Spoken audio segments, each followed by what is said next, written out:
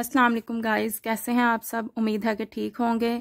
तो पिछला लेक्चर जो था वो हमारा व्हाट इज़ ग्रामर पे था। ग्रामर की डेफिनेशन शेयर की थी मैंने आपसे, और ग्रामर को इजीली लर्न किस तरह से किया जाता है उसके मैंने आपको मेथड्स बताए थे।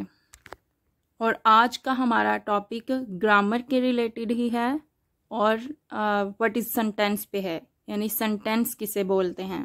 दो या दो से ज़्यादा वर्ड्स या पार्ट्स को यानी हिस्सों को मिलाने से सेंटेंस बन जाता है और ये हमें कंप्लीट सेंस देता है, यानी एक सही मैसेज कन्वे करता है आपको, उसकी इजीली समझ आ जाती है। इसमें words group, question, request and suggestion वगैरह शामिल होते हैं।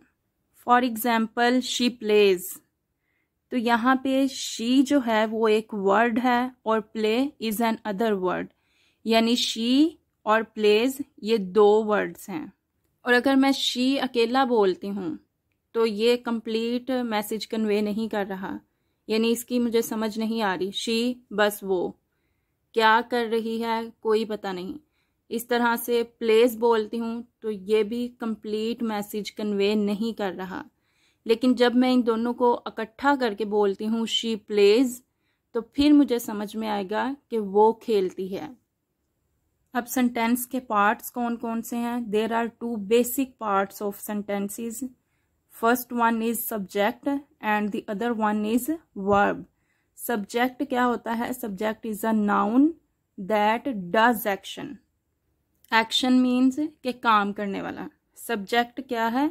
काम करने वाला। And verb is an action, के जो काम हो रहा होता है। और वर्ब को हम प्रेडिकेट भी बोलते हैं।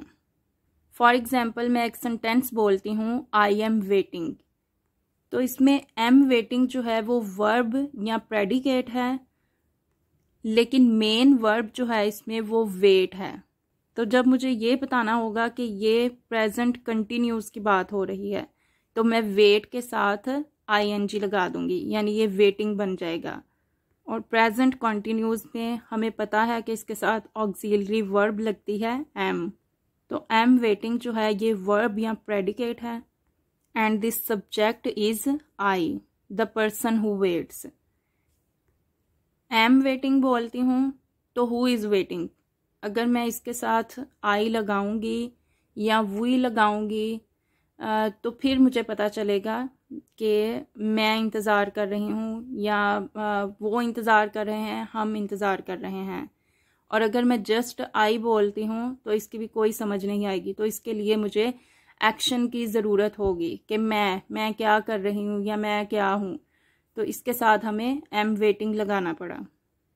तो हमें पता चला कि सब्जेक्ट प्लस वर्ब मिलकर एक सेंटेंस बनाते हैं।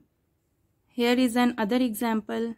If I say stop, यानी कि रुक जाओ, तो the single word is a complete sentence and has a complete sense. यानी मैंने कहा stop और रुक जाओ, तो इसके साथ मुझे verb या subject की ज़रूरत नहीं है क्योंकि ये complete sense दे रहा है।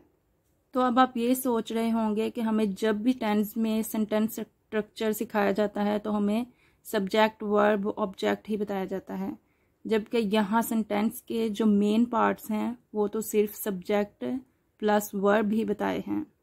तो जहाँ तक ऑब्जेक्ट की बात है तो ऑब्जेक्ट भी नाउन ही होता है जो कि एक्शन के साथ पार्टिसिपेट करता है। जैसा कि पीछे हमने एक मिसाल समझी जो कि थी, यानी वो खेलती है, शी प्लेज, वो खेलती है। अब यहाँ सेंस वाज़ह है कि वो खेलती है। अगर मैं ये कहूँ कि शी प्लेज फुटबॉल, तो फुटबॉल यहाँ पर एडिशनल नाउन है जो कि ये बता रहा है कि वो क्या एक्शन कर रही है। यानी शी प्लेज, वो खेलती है, व्हाट? फुटबॉल। तो फुटबॉल कौन खेलती है? शी खेलती है। तो ऑब्जेक्ट जो है वो सब्जेक्ट के साथ लिंक कर रहा है, सब्जेक्ट के रिलेटेड इंफॉर्मेशन दे रहा है। आई होप सो कि आपको सेंटेंस की अच्छे से समझ आ चुकी होगी, इसके पार्ट समझ आ चुके होंगे। वीडियो अगर आपको अच्छी लगी हो तो लाइक कीजिए, शेयर कीजिए, मेरे चैनल को सब्सक्राइब कीजिए ताकि न्यू आने वाली वीडियोस आपको बर वक्त मिल सकें। अल्लाह हाफिज़।